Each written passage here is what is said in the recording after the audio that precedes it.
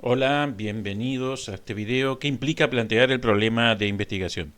Mi nombre es Mario Antonio Fioravante y soy profesor de la Cátedra de Introducción al Conocimiento y la Investigación Científica de la Facultad de Derecho y Ciencia Política de la Universidad Católica de Santa Fe. En esta oportunidad explicaremos qué implica plantear el problema. Esto que parece tan sencillo puede resultar bastante complicado. ¿Cuál es la bibliografía que utilizaremos para esta exposición? En primer término, Metodología de la Investigación, de Roberto Hernández Sampieri, Carlos Fernández Collado, Pilar Baptista Lucio. En segundo término, Aprender a investigar, nociones básicas para la investigación social, de Ezequiel Anderegg. Y finalmente, Investigar en Derecho, de Ana Kunz y Nancy Cardinó. Habíamos sostenido en videos anteriores que la investigación es un proceso que tiene partes, cada una de ellas unidas de manera secuencial, lógica y coherente. Su finalidad es adquirir conocimientos. Es fundamental respetar cada uno de estos pasos, puesto que está regulado por el método científico.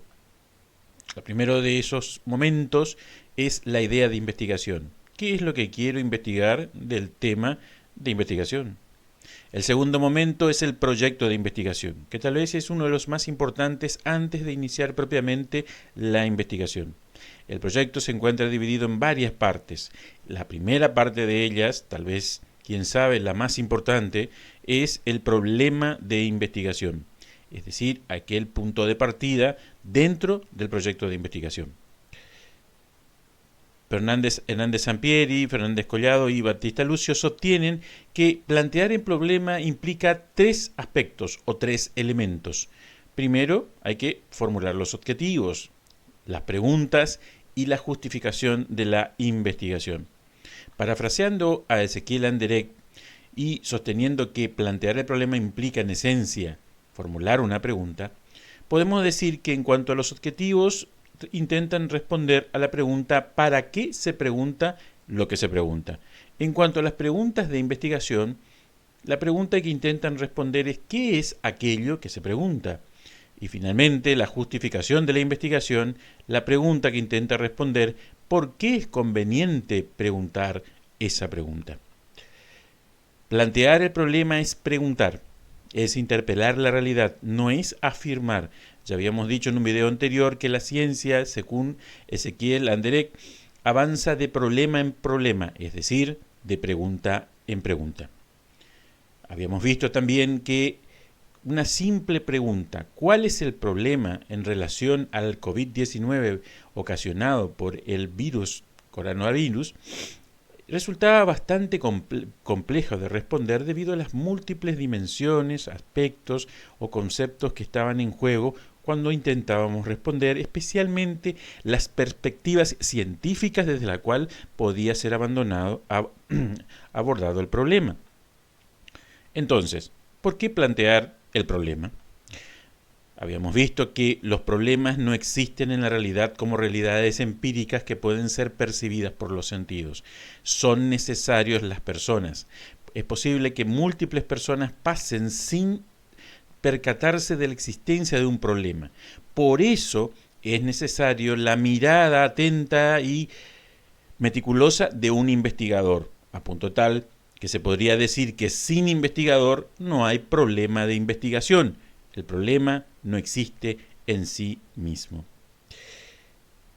Ezequiel Anderegg decía que es signo de verdadero talento científico y de verdadero genio científico, parafraseando a Nagel y Morris, el discernir un problema en una simple experiencia de la realidad. Pero después dirá también que no es solo signo de genio científico discernirlo, sino también formularlo, es decir, comunicarlo. Puesto que existe un arduo camino entre discernir el problema, descubrirlo y comunicarlo, formularlo, hacerlo partícipe de otra persona. ¿Cómo preguntamos entonces? Es fundamental, puesto que si el problema es una pregunta, tenemos que saber cómo realizar preguntas en relación al problema de investigación. Investigar en Derecho de Anna Kunz y Nancy Cardinaux afirma específicamente que formular el problema o plantear el problema implica preguntar.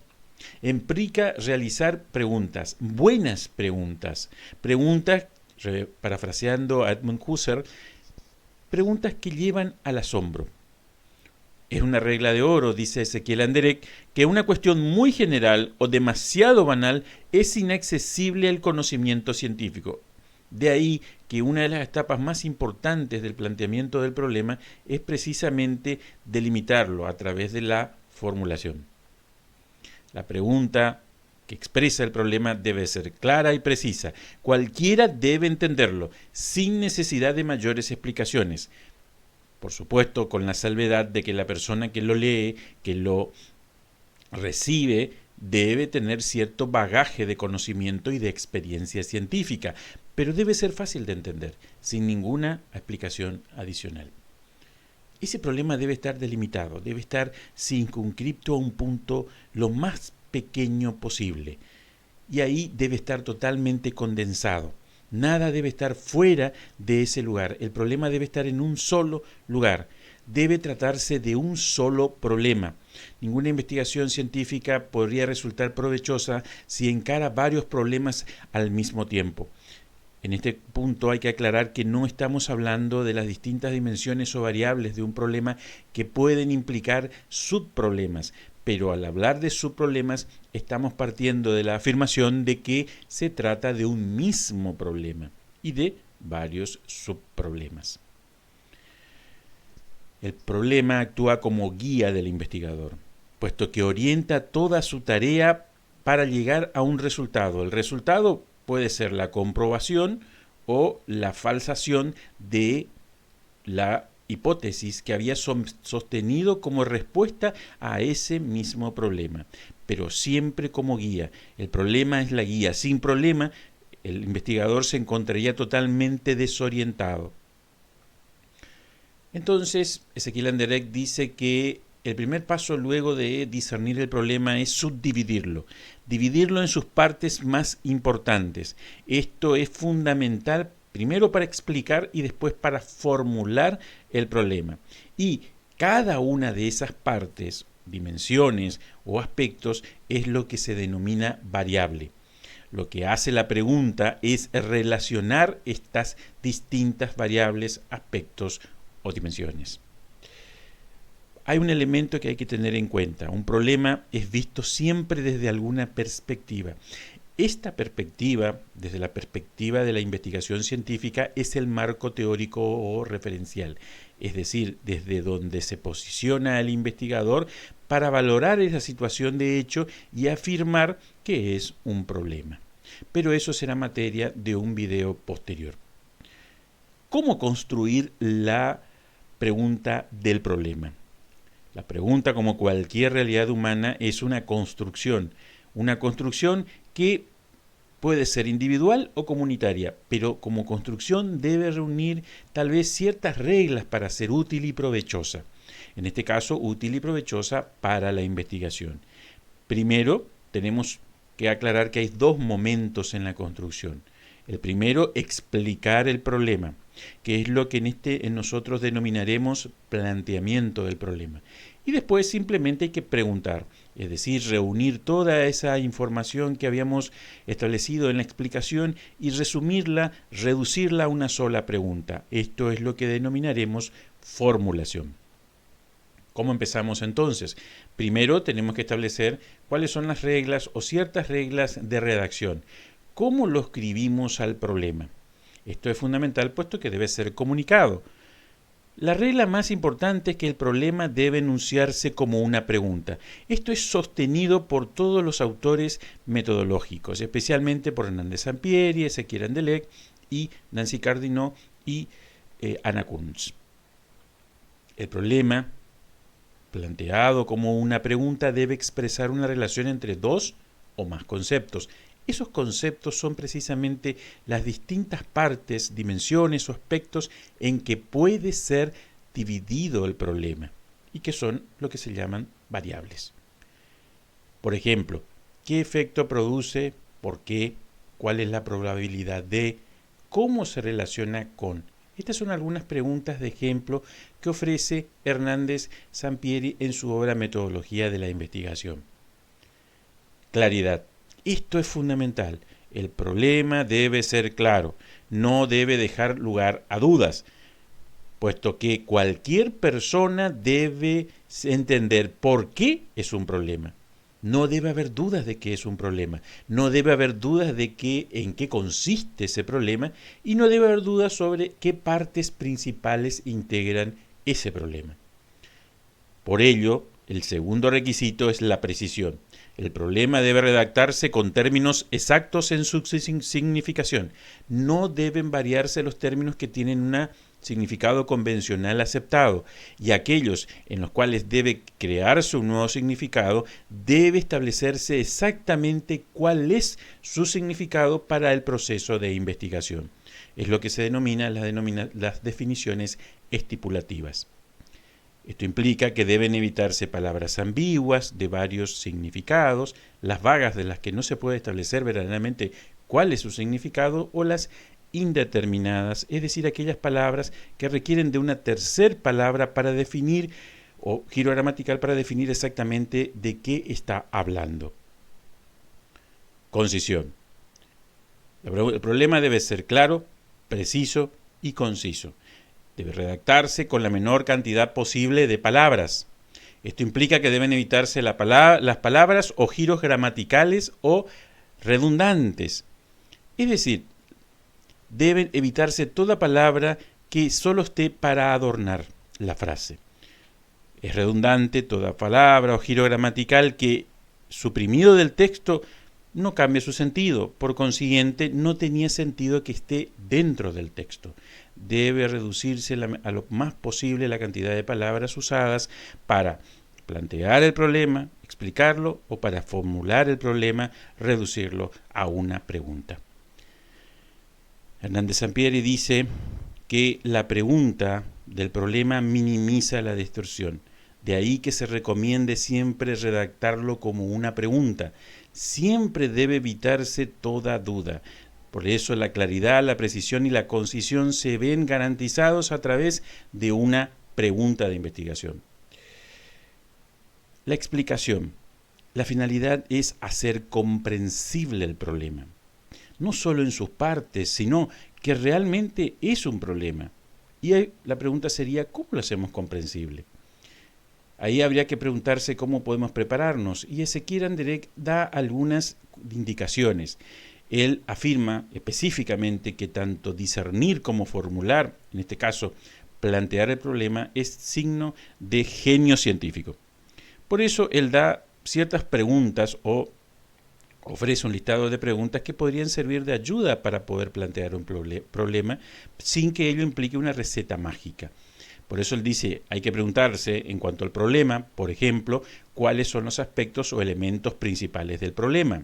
En cuanto a la investigación misma, ¿qué se ha dicho sobre ese problema? Es posible que se haya dicho cosas relevantes y sea necesario retomarlas en la investigación o al menos intentar buscar nuevas perspectivas de análisis.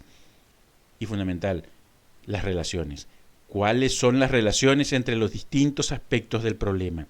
El problema no es solo un conjunto de partes que no están relacionadas, sino es un verdadero problema aquel que relaciona de una manera específica, ordenada, coherente y lógica las variables o distintas partes que pueden dividirse un problema.